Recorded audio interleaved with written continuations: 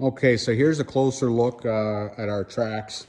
So the first thing I was telling you about is our tracks are bidirectional. Our rubber, the tread is bidirectional. It doesn't care what direction it's running, and neither does the track frame. There's no front or back.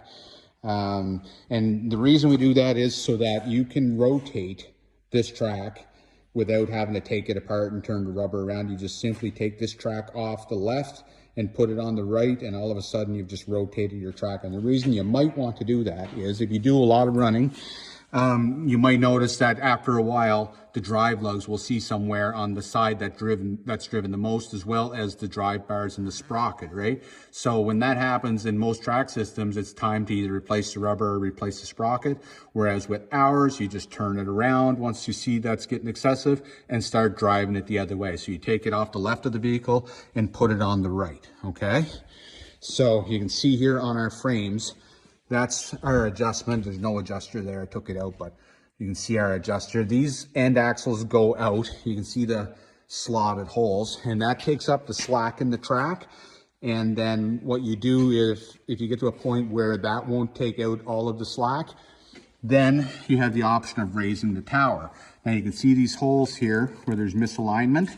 So what you do is you take these two bolts out, these two, and then loosen this one. This one's slotted on the inside. Then you jam a pin bar in here, pry that up 3/8 of an inch, and then put these bolts in these new holes.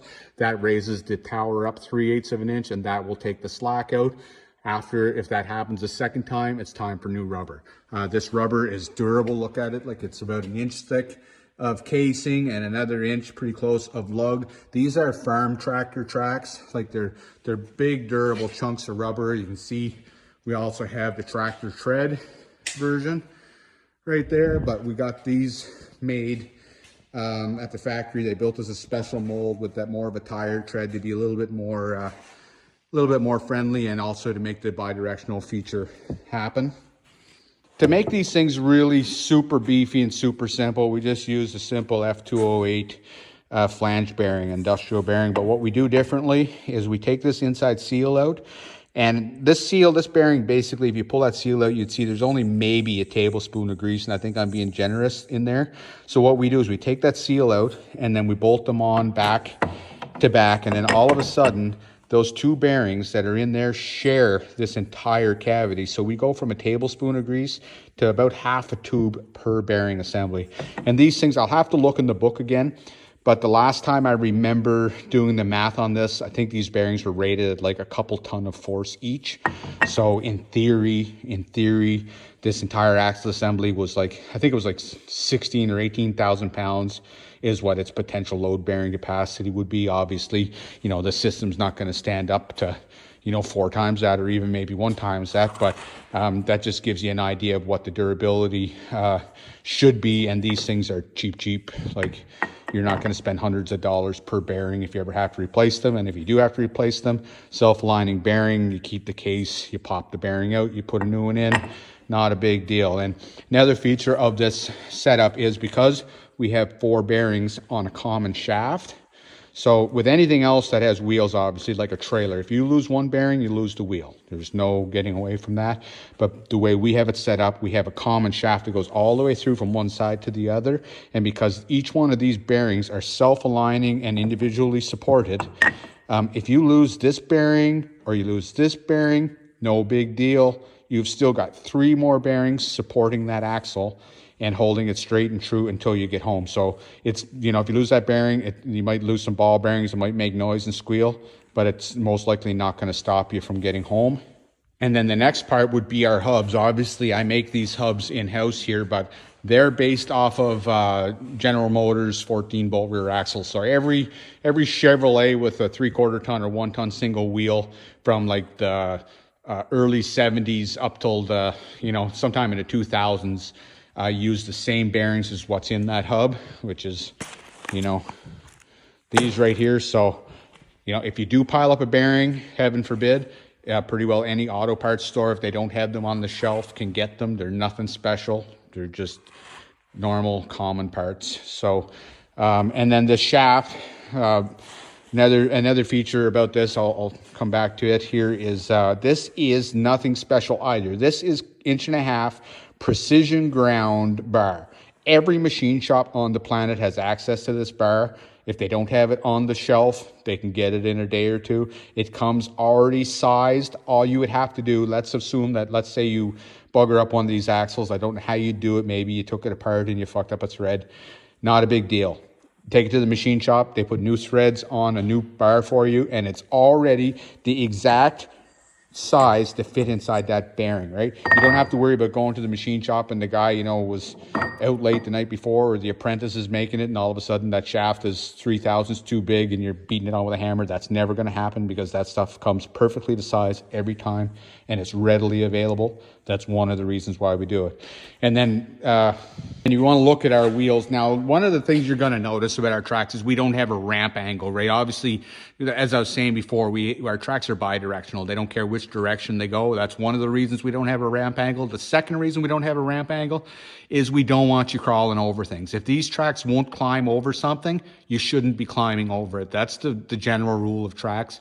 Unfortunately, half of the internet thinks that tracks are so far superior to tires that you should be able to climb over rocks and trees and mountains. It's just not how tracks work. As you know, tracks are meant to distribute your load over a large surface area so that you don't sink or get stuck, and they give you more traction, and that's exactly what we designed these for.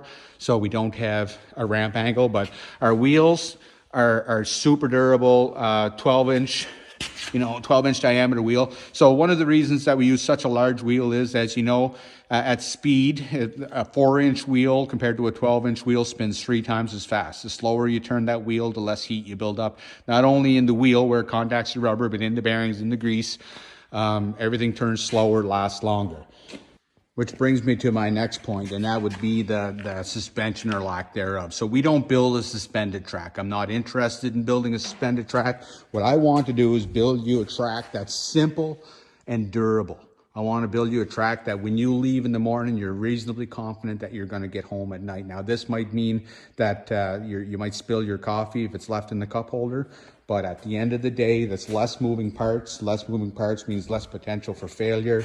Less potential for failure means less disappointment. You're getting home. You're not going to freeze your ass off out in the middle of a lake somewhere with a set of wrenches and 40 below trying to put these things back together, okay? So while we're on this side, let's talk about the limiting system. So we don't use a torsion arm like Rubitracks does. You know, they have this thing here that has an arm that comes out and attaches to the ball joint. I don't use that. I use instead chains that attach to the ball joint with this rubber shock absorber. The reason I do that, one, is it's simple. You can't break this.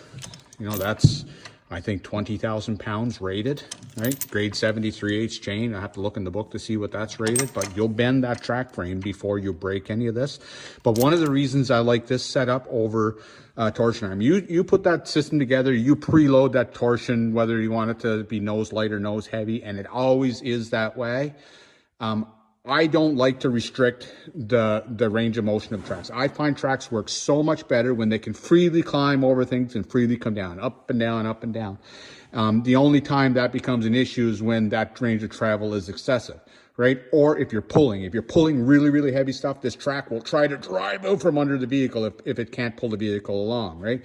So what we can do in that case is we come under and we tighten these nuts up, which draws the length of this chain in together, and we can basically immobilize this track and make it perfectly flat and perfect for pulling. So you have adjustability just with this nut. The other one's missing right here. I just got this kind of stuck together, but you tighten these 2 nuts, pull it out, set your range of motion. There's one here and one here. So you can actually independently control the preload on either direction of track travel, okay? So the next thing on this side of the tracks I was telling you about is our adapters, right? So every vehicle that we put tracks on uses an adapter. Now this is a 6-lug off a Tacoma. It's not a fair representation, but everyone has it. The reason we do that is every vehicle has a hub. It needs room to exist. Now in your Rubitracks and many other tracks, what they do is they build a pocket into here, right? If we did that, we would have to stick everything else outside of our track frame, like by up to 6 inches. My old Dodge has 6-inch hubs, and that hub has to exist somewhere before that can get to the lug nuts, which means that frame would stick out 6 inches and it'd be snagged on everything that's wider than the track. I didn't want to do that, and because almost every modern vehicle, you know, made after 1990 doesn't have those big hubs, I didn't see any point in building a track with a massive cavity to accommodate them. Instead, we build the adapter however thick it needs to be to clear that hub. And then that also allows us to, you know, bolt these up to whatever different vehicle we want, right? So if you buy these tracks, there's no Ford tracks, then Dodge tracks, and Chev tracks. There's only one track.